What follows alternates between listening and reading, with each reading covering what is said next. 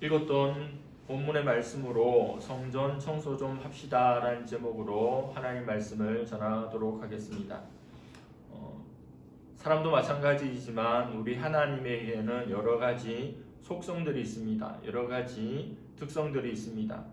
그 속성 가운데는 서로 충돌하는 듯하게 보이는 양면성이 있는 속성들도 있습니다. 우리 하나님은 사랑의 하나님인 동시에 공의의 하나님이십니다. 그래서 한없이 우리를 인자하게 대해 주시지만 때때로 분노하시는 하나님으로 나타나기도 합니다. 물론 하나님의 분노는 우리가 일상 속에서 내는 그런 분노와는 차원이 전혀 다릅니다. 하나님의 분노는, 하나님의 화는 언제나 옳습니다. 하나님의 분노는 공의를 세우기 위한 합당한 존재로서의 합당한 분노입니다. 그렇게 우리가 신앙생활하면서 이런저런 일들 가운데 화를 내면서 이것은 하나님과 같은 정의를 세우기 위한 의분이라고 하는 것에 조심해야 합니다. 나는 의로운 분이라고, 옳은 분노라고 하지만 그것이 하나님의 의를 이루지 못하는 경우가 많기 때문에 그렇습니다.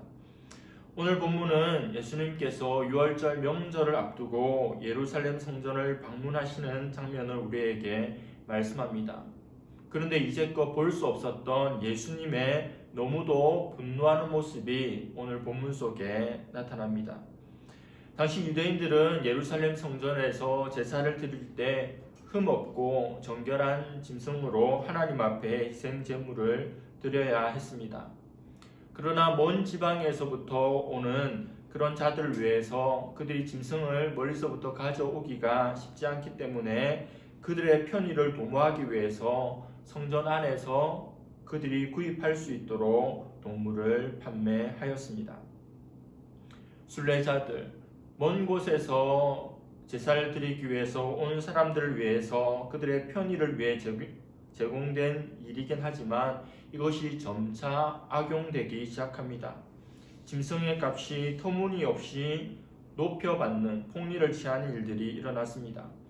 또 그것이 너무도 불합리하여서 멀리서부터 어렵게 짐승을 데리고 왔을 때는 이런저런 트집을 잡아서 그 짐승으로 희생 제사를 드릴 수 없고 현장에서 성전에서 산 짐승으로만 드릴 수 있도록 하는 일들도 일어났습니다.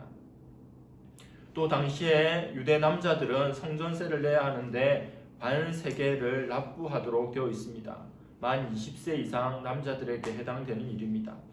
그런데 이를 위해서 로마나 그 당시 헬라의 화폐를 유대인의 화폐인 세겔로 바꾸어서 낼 수 있도록 환전해 주었습니다. 왜냐하면 그들이 사용했던 그 화폐 드라크마에는 로마의 황제 가이사의 상이 새겨져 있기 때문에 그렇습니다. 이스라엘 사람들이, 유대인 남자들이 하나님 앞에 성전세를 드리는데 이방의 황제 얼굴이 새겨진 돈으로 드릴 수 없다라고 판단하여서 드라크마를 세겔로 바꾼 것입니다. 이것도 처음에 그런 시작했던 것과 점점 변질되어 갑니다. 처음 목적과는 달리 화폐상들이 많은 이익을 취하기 시작합니다. 돈을 바꾸는 데 있어서 폭리를 취하고 결국 돈 장사를 하기에 이르게 된 것입니다. 처음의 목적은 선한 것이었습니다. 동전을 바꿔주는 것이었고 그들이 제사를 드릴 수 있도록 그들의 편의를 도모해 주는 일이었습니다. 그러나 부패한 인간들의 죄성으로 말미암아 이러한 편의를 위한 관행들, 제도들이 점점 부패되어 갑니다. 이것을 바로 잡아야 할 이들이 누구입니까? 제사장입니다. 이것은 성전에서 옳지 않은 일이라고 하면서 그것을 바로 잡아야 하는데 그들은, 제사장 그룹들은 장사치로부터 일정 금액의 상납금을 받고는 이러한 일들을 묵인하기에 이르렀습니다. 장사치들이 독점하고 또 과점하고 또 돈을 바꿔주면서 폭리를 취하게 되는 것에 눈을 감았다라고 하는 거죠. 하나님께 제사를 드리도록 하는 것에 도움을 주고 또 편리를 주는 제도가 인간의 욕심으로 말미암아 장사치들의 뜻대로 변질되고 말았다는 겁니다. 결국 성전은 그 본래의 의미와 목적을 잃어버리게 됩니다. 돈 바꾸어 주는 사람들, 소나 양과 비둘기 파는 장사꾼들의 소굴이 되어버렸습니다. 돈으로 인하여 성전이 엉망진창되어 버린 것입니다. 또 하나 심각한 문제가 있습니다. 그들이 성전에 가게를 차리게 되어서 결과적으로 할례받지 않은 이방인들이 하나님께 제사 드리고 예배 드리고 기도하는 것에 방해를 끼쳤다라고 하는 겁니다. 여기서 말하는 성전은 성전 건물을 말하는 것이 아닙니다. 성전이 있는 성전 군회를 말하는 거죠. 이 성전 군회는 세 부분으로 나눌 수 있습니다. 첫 번째는 유대인 남자들의 뜰입니다. 혈통적으로 유대인으로 태어난 남자들, 그리고 이방인이지만 할례를 받고 유대인으로 개종한 자들이 유대인 남자의 뜰에 들어갈 수 있었습니다.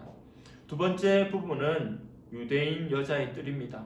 말 그대로 유대인 여인들이 들어와서 기도하고 하나님을 만날 수 있는 곳이었습니다. 제일 바깥쪽이 문제입니다. 이곳이 이방인의 뜰입니다. 하나님 믿기는 하지만 아직 할례받지 못한 이방인들이 이곳에서 하나님 앞에 제사 드리고 기도해야 하는데 들어갈 수 없게 된 것입니다.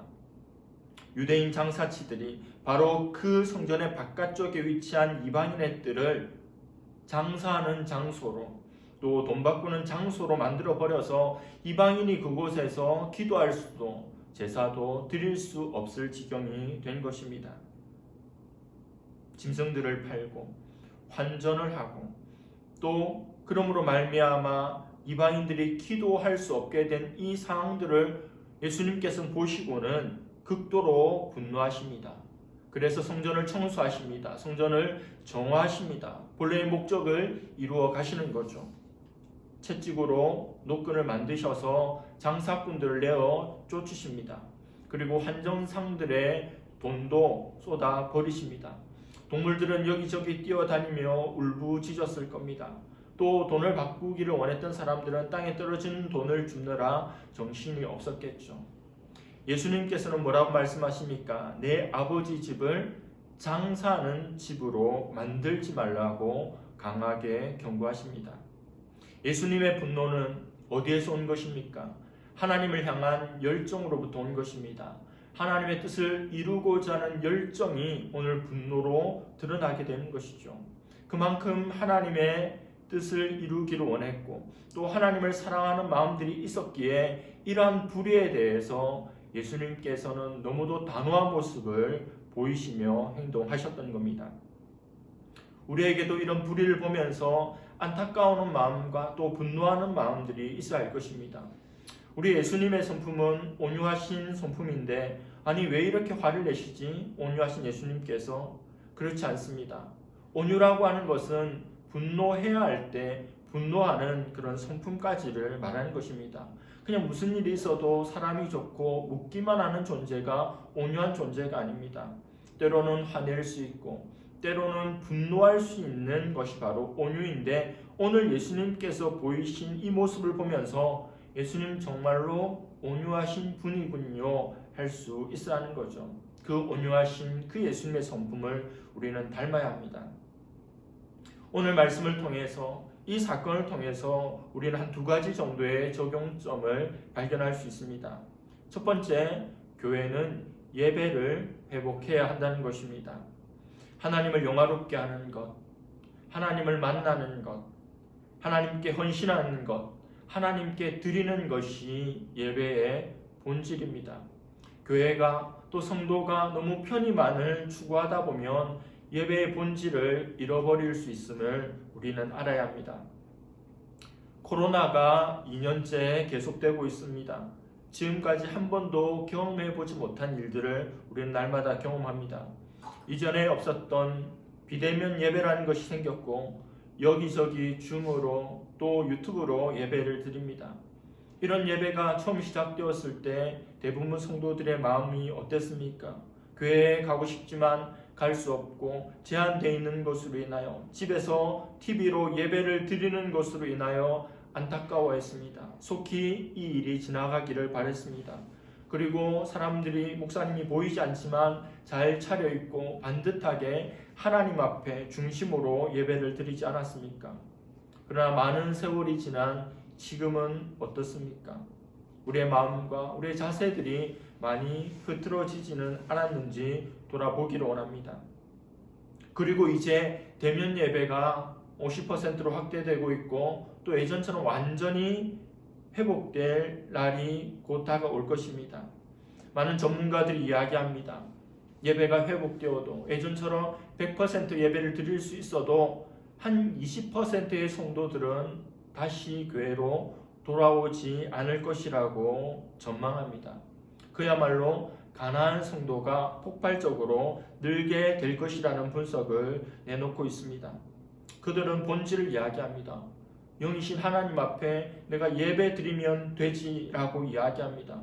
본질이 중요하죠. 그러나 본질 못지않게 중요한 것이 형식이라고 하는 것입니다. 본질을 담아내는 형식이 그만큼 중요하다는 것을 왜 모르십니까? 성도가 너무 편한 것, 또 쉬운 것, 내게 좋은 것만 추구하다 보면 어느새 예배의 자리에서 떠날 수 있음을, 또 온전한 예배자가 될 수 없음을 기억할 수 있기를 바랍니다. 본질을 형식에 담아낼 수 있는 우리의 예배, 우리의 신앙이 될 수 있기를 간절히 바랍니다. 두 번째는 교회는 기도해야 합니다. 교회는 만민이 기도하는 집이고 만민을 위한 기도하는 집입니다. 오늘 본문인 16절을 보니 비둘기 파는 사람들에게 이르시되 이것을 여기서 가져가라. 내 아버지의 집으로 장사하는 집을 만들지 말라 하시니. 마태복음 21장 13절에 이렇게 말씀합니다. 그들에게 이르시되 기록된 바 내 집은 기도하는 집이라 일컬음을 받으리라 하였거늘 너희는 강도의 소굴을 만드는도다 하시니라. 하나님께서 원하시는 교회의 모습은 무엇입니까? 성도들이 늘 기도하는 교회입니다. 24시간 기도하는 소리가 끊어지지 않는 교회, 매 예배 때마다 예배를 위해서 기도하는 중보 기도팀이 있는 교회, 그들이 외치는 기도의 소리가 교회에서 나는 소리 가운데 가장 아름다운 소리입니다. 교회가 기도하면요, 역사가 일어납니다. 교회가 기도하기 시작하면 하나님께서 일하기 시작합니다. 기도에 열심을 낼 수 있기를 바랍니다. 나 자신의 노력, 나 자신의 어떠함을 내려놓고 하나님께 맡겨드리고 또 하나님께서 해주시기를 간구하는 기도가 우리 가운데 많아지기를 원합니다. 신앙이 열심히 식어져가면 우리의 기도도 식어져가는 것인데 그 기도의 열심을 다시 내기를 주님께서는 바라고 계십니다. 오늘날 성전이 있습니까? 성경에 나오는 성전은 모두 세 곳입니다. 솔로몬 성전, 스룹바벨 성전, 그리고 헤롯 성전, 이 세 가지가 성경에 나오는 성전입니다. 근데 지금 세계 모두 존재하지 않습니다. 그러면 성전은 없는 것입니까? 성전이란 무엇입니까? 하나님이 계시는 곳, 하나님이 임재하시는 곳이 바로 성전입니다. 하나님은 지금 어디에 계십니까?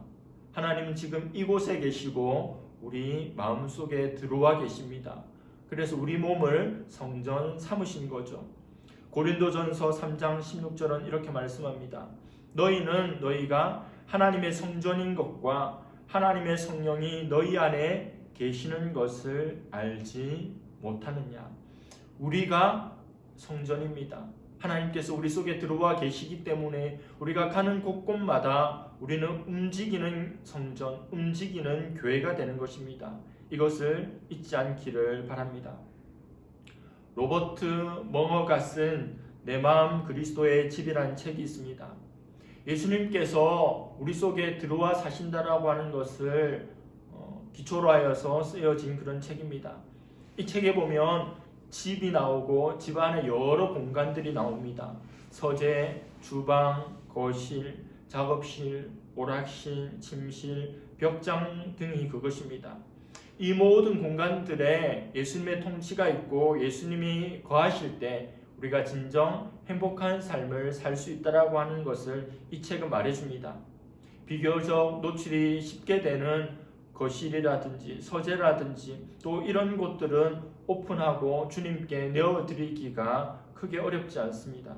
그러나 은밀한 공간인 오락실, 침실, 벽장으로 들어가면 갈수록 주님께 보여주고 싶지 않고 내어드리고 싶지 않은 장소들이 나옵니다. 그런 것들에는 은밀한 많은 죄들이 숨겨져 있기에 그 방의 열쇠를 예수님께 주기를 꺼려 한다는 겁니다. 이 책은 뭘 말합니까? 내 생각, 나의 태도, 나의 소유를 다 내려놓으라고 이야기합니다. 내 모든 방들을, 그 어떤 방이라도 다 주님께 내어드리라고 말하고 있습니다. 그러면 주님께서 그곳에 들어오셔서 더러운 부분들을 청소하시고 또 더 이상 더러워지지 않도록 함께 하실 것이라고 말씀합니다. 근데 여러분, 내가 여전히 이 집의 주인인 이상 한번 청소한다고 그것으로 끝나지 않습니다. 내가 주인이면 여전히 죄를 짓고 여전히 악한 생각을 가지고 여전히 악한 일들을 저지르기 때문에 그 방들은 또다시 더러워질 수밖에 없습니다.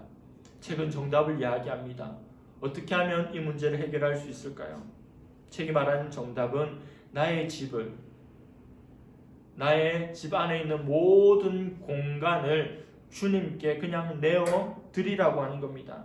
내가 주인이 되어서 예수님을 초청하는, 머물게 하는 정도가 아니라 아예 그 집의 소유권을, 모든 방들의 주인 되심을 하나님께로 내어주라고 하는 거죠. 주님이 내 집의 주인이 되고 주님이 나의 모든 공간의 주인이 되고 나는 그분의 하인으로 물러나서라는 겁니다. 그것을 안다면 우리는 지금 당장 집 문서를 꺼내서 서명을 하게 될 것입니다. 그리고 모든 권한을 예수님께로 이전하는 거죠. 소유권 이전 등기를 하는 겁니다. 이전엔 나의 것이었는데 이제는 주님의 것입니다. 주님 뜻대로 사용하시고 주님 뜻대로 다스려 주십시오라고 해야 된다는 거죠.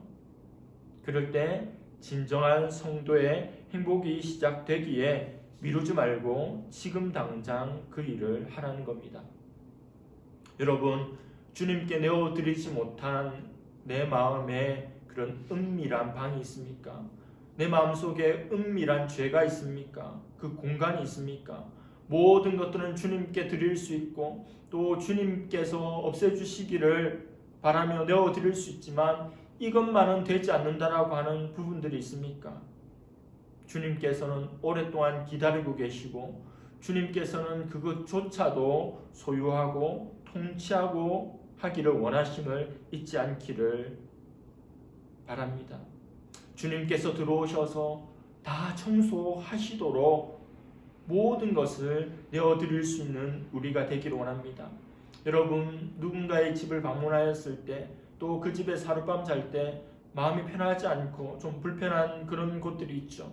그러나 어느 집에 가면 마치 내 집에 온 것처럼 편하게 먹고 마시고 쉬고 자고 할 수 있습니다. 주님께서 하늘 영광을 가지신 주님께서 세상 어느 곳에나 계시는 주님께서 내 마음에 들어와 계시는데 그것이 주님께 어렵거나 불편한 일이 아닐 수 있기를 바랍니다. 내가 친구 집에 갔을 때, 또 친척 집에 갔을 때, 지인의 집에 가서 시간을 보낼 때 조금도 불편함이 없이 지내고 누리는 것처럼 주님께서 내 속에 들어오셔서 나와 함께 사는 것이 불편하지 않도록, 편하시도록, 또 더럽지 않도록, 깨끗하도록, 그리고 안락한 성전이 되게 해드리는 우리 자신이 될 수 있기를 바랍니다. 주님 오십시오. 주님 다스려 주십시오. 주님 늘 청소하여 주시고 주님 거하시기에 깨끗한 성전이 되기를 원합니다. 하나님과 먹고 마시며 주님과 믿음으로 동행하기를 원합니다. 그런 고백을 하는 저와 여러분들 될 수 있기를 간절히 바랍니다. 이 시간 들었던 말씀 기억하시면서 기도하는 시간을 가지기를 소원합니다. 오늘 말씀 가운데 하나님께서 예배를 말씀하셨고 또 기도를 말씀하셨습니다. 우리의 예배가 회복되기를 원합니다. 우리의 기도가 회복되기를 원합니다. 우리 집, 우리의 마음 모든 구석구석을 주님께 내어드리고 주님께서 성전 삼으신 것에 조금도 불편함이 없는 우리의 속사람이 될 수 있기를 원합니다. 이런 제목으로 통성으로 기도하도록 하겠습니다. 하나님 아버지,